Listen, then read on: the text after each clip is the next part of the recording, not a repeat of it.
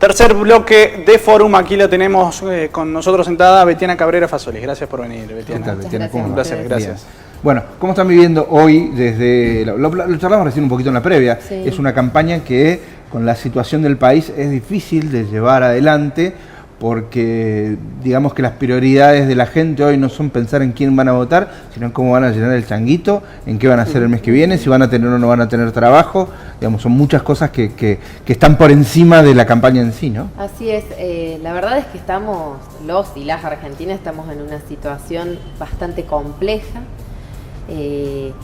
con mucha incertidumbre, ¿no? Con mucha incertidumbre, con mucha desconfianza.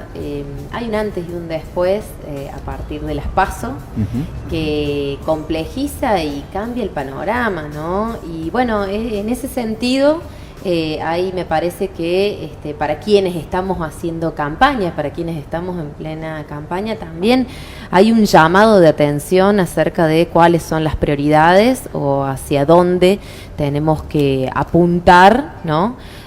Nuestros mensajes, nuestras opiniones, nuestras propuestas y sobre todo nuestras energías, ¿no? Es muy complejo plantear que estamos, digamos que estamos en una situación idílica de campaña electoral, siendo y considerando que en 72 horas el sueldo a las personas se les devaluó Sí, absolutamente. en un 20%, el Sí. salario fijo, ¿no? Ujú.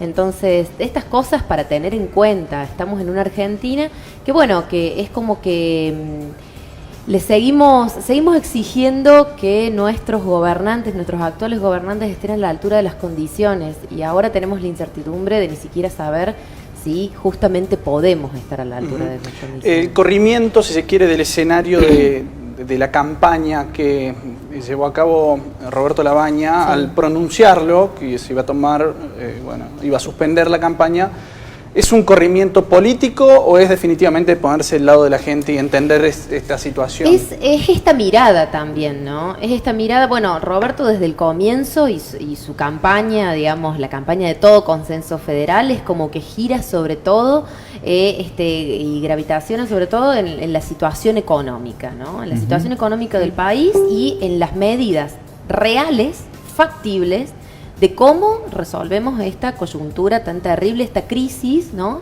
Que ni siquiera, que bueno, que podríamos decir que es cíclica y que los argentinos ya conocemos de estas crisis, pero bueno, nos encuentra otra vez en la misma situación. Y lo cierto es que, bueno, hemos decidido hacer un parate en la campaña por esta percepción de que la verdad es que estamos en un momento en el cual tenemos que consolidar, tenemos que, por supuesto, agudizar esta democracia, justamente también para transitar estos 70 días. Las PASO como mecanismo democrático, digamos, nos presentan estos desafíos. Claro. Es decir, tener antes de tiempo, muy antes de tiempo, tener un resultado en el cual Que condiciona todo. invariable y en el cual invariablemente no todos los sectores políticos están dispuestos a aceptar, ¿no? Porque las idas y vueltas, los titubeos que hemos visto en el gobierno nacional, la verdad que eso no solamente habla de la madurez política, ¿no? De la madurez política de ese espacio en particular, sino también habla de una insensibilidad social que ya venimos relatando desde hace al menos 4 años, planteando también que gobiernan a la espalda de la gente. Porque todas estas incertidumbres ocasionaron, digo, es un análisis lineal de lo que sucede. Sí, claro. La actitud de nuestro presidente, la actitud de las principales personas y referentes de su gabinete ocasionan lo que sucedió ese lunes. Entonces, bueno, esto es lo que estamos viviendo. Da la sensación de que esa bandera que enarboló sobre todo el PRO durante muchos años de traer gente por fuera de la política, Sí. No, traemos empresarios, traemos esto, fue finalmente, está siendo finalmente su empujón hacia el abismo. Digo esto porque tampoco la pata política que adoptó el PRO para formar el gobierno, que fue radicalismo, nunca fue del todo escuchado tampoco en este sentido, y da la sensación que al gobierno hoy le falta política. Bien entendido, ¿no? Sí, por supuesto que ese puede ser un análisis. También el otro análisis es quiénes son las personas más beneficiadas justamente con todas estas corridas. Digo, Y justamente, en algún punto, son todos los sectores más alineados con el gobierno nacional. Entonces, yo creo que cuidado con eso, porque también estos sectores son los que más se favorecen con todo esto que está sucediendo. Están esquiando. Desde el primero al último. Por ejemplo, lo que sucedió con el ministro de Economía, eso es tremendo. Es tremendo. Él en su discurso final dice: puse todo lo que pude. Fijémonos quiénes son las personas que nos están gobernando, a las cuales nosotros les pedimos una importante cuota de sensibilidad social. Es una persona que ni siquiera puso sus capitales aquí en el país, no puso nada, ¿no? Claro. No puso absolutamente nada. Entonces, yo creo que estamos en una coyuntura, en una situación, por supuesto que este país hace 8 años que no crece, no solamente que hace 4, los 4 del macrismo, sino que los últimos 4 de Cristina Fernández tampoco creció, digamos. Esto tiene que ver con otras variables. Ahora, tenemos un gobierno que justamente con estas variables macroeconómicas, muchas de ellas que tenían que ver con situaciones y cuestiones internacionales, optó por pisar el acelerador en lo que es el ajuste, en lo que son los tarifazos y demás, ¿no? Y hoy por hoy vemos estos indicadores que son terribles, porque cuando Cristina dejó el gobierno teníamos un 30% de pobres.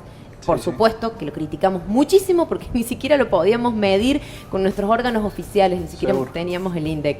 Bueno, hoy por hoy estamos llegando al 40%, ¿no? Y a esto hay que revertirlo en una situación que, bueno, que sabemos que quien le toque asumir en diciembre va a ser difícil también para quien le toque asumir, ¿no? Betiana, sospecho que el color de su suéter hoy tiene que ver con sus ideales y por sus luchas que viene llevando a cabo en los últimos años. A propósito de la legalización del aborto, es un tema que se dejó de tratar en el contexto de la campaña y que debería volverse a... Déjame agregar algo a tu pregunta, Andy. Hubo un importante porcentaje del voto celeste, digamos eso, porque el voto celeste fue representado en algunos partidos. ¿Eso preocupa? ¿Incentiva a continuar la pelea? Y eso también tiene que ver con un fenómeno que es un fenómeno regional que no solamente ocurre en Argentina. Los sectores más conservadores, socialmente más conservadores, hoy están disputando una representación política. Antes los teníamos tras bambalinas presionando, ¿no? A otros representantes. Hoy disputan una representación política. El ejemplo más claro de eso es Bolsonaro, ¿no? Que es que es un presidente que es abiertamente homófobo, abiertamente misógino y demás, y la gente lo sabía desde el minuto cero, y no obstante ha tenido el apoyo popular, ¿no?